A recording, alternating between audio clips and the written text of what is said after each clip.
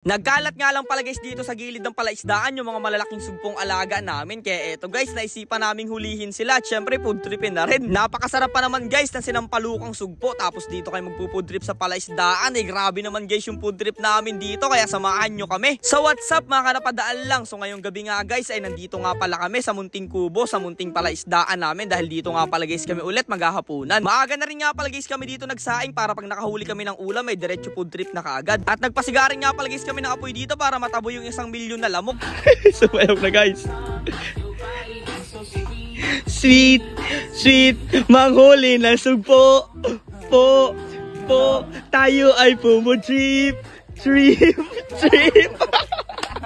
Noong kumagat na nga guys ang lamok ay ang dilim pala guys ay simula rin namin kaagad dito mga ilaw. Eto na rin kasi guys talaga yung nagiging banding namin magtotropa, lalong lalo na pag nandito kami nagtatambay sa palaisdaan. Mas okay kasi guys tumambay dito sa palaisdaan kaysa sa mga kalsada lang, talagang napaka-safe dito at syempre marami ring napufood trip. At sa lahat nga pala ng mga solid followers namin na makakapanood itong video na to, palambing naman guys, paki-heart at paki-share at paki-follow naman sana ng page namin kasi malaking tulong yun sa aming grupo. Sa sobrang dami nga guys ng mga sugpo dito sa munting palaisdaan natin, kita nyo naman na sunod-sunod na rin yung mga nahuhuli namin dyan. Talagang nandito lang guys sila sa may mga gilid ng pilapil at tumatambay. Kaya ayun, madali lang guys namin silang nahuhuli.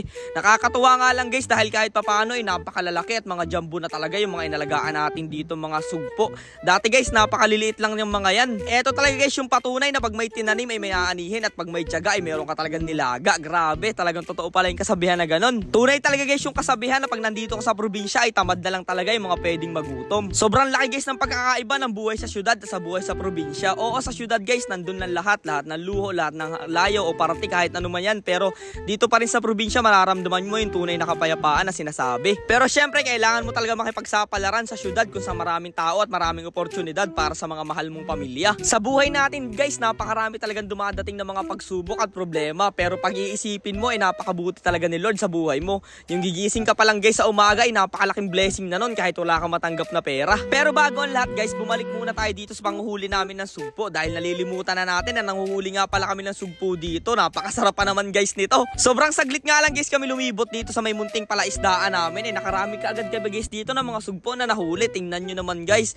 paniguradong ginto guys ang presyo nito pagdating talaga dito sa ibang lugar o sa syudad, pero dito sa probinsya ay libre lang guys yung mga ganyan. At tingnan nyo naman guys, sa sobrang daming mga sugpo dito sa palaisdaan natin nandito yung iba sa may gilid lang. Kung nakita ka agad namin to kanina ay paniguradong huli na rin kaagad to, pero marami na rin guys yung nahuli namin kaya okay na rin yung pang-ulam. Kaso nga lang guys, maya-maya may humabol pa ditong isang malaking alimango na nagpasikat. Eto nga pala guys, napakataba ng alimangong pula na yan. Tingnan nyo naman guys, paniguradong hindi man niya makasipit guys kasi parang malambot naman yung sipit niya. Sinampalukan nga pala guys ang gagawin namin luto dito. Tinilisan na rin guys namin dito yung mga lulutuin namin at sinala nga dito sa aming napakagandang kaldero na hindi nyo mabibili sa Shopee. Naglagay na rin nga pala guys ako dito ng mga rekado gaya na lang ng sibuyas at bawang at paniguradong napakasarap guys itong lulutuin natin dahil inasiman to sa sampalok. Iintayin lang guys natin to maluto at tamang kwentuhan lang muna kami dito ng mga tropa at maya-maya nga lang guys, eto na yung sinampalukang sugpo at alimango at lapu-lapu natin. Sakto rin naman guys yung view dito. Tingnan nyo naman, napakaganda at napakabilog ng buwan. Kaya eto na guys, naluto na nga pala yung pinakihintay naming ulam dito na sobrang sarap. Hindi na nga guys napigilan ng kapatid ko dyan na tumikim na rin. Tingnan nyo naman guys, grabe quality talaga.